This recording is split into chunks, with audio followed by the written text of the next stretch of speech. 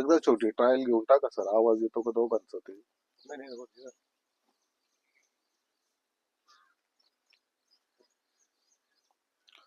हे तांबे साहेब आहे, यांना आपण 15 दिवसापूर्वी SP आणि PJP दिलं होतं.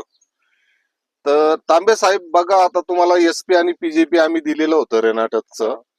तर तुम्ही कशावर फवारला आणि त्याचा काय फरक पडला हे तुम्ही मला सांगू इच्छिता का? हे बघा, ही मका हिच्या फवारलेला आहे मी, पूर्णपणे कीड या नष्ट झालेली आहे. आणि मका तुम्ही बघू शकता, एक एक महिन्याची मका झालेली, 1 ते 6 महिन्याची मका झालेली.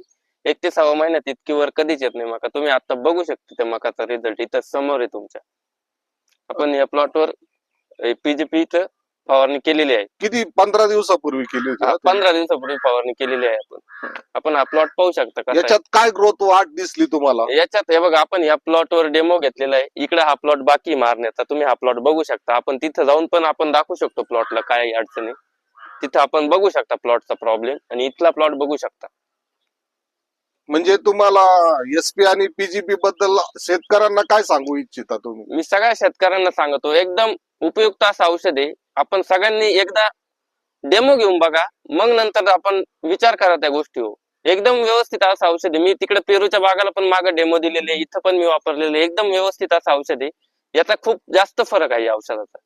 तुम्हीच प्लॉट बघू शकता समोर समोर. इथे एक प्लॉट आहे आणि इथे एक प्लॉट आहे, दोन्ही मध्ये फरक बघू शकता. म्हणजे रेनाटकच्या या प्रोडक्ट्स विषयी तुम्ही अगदी समाधानी दिसता? एकदम मी पूर्णपणे समाधानी आहे.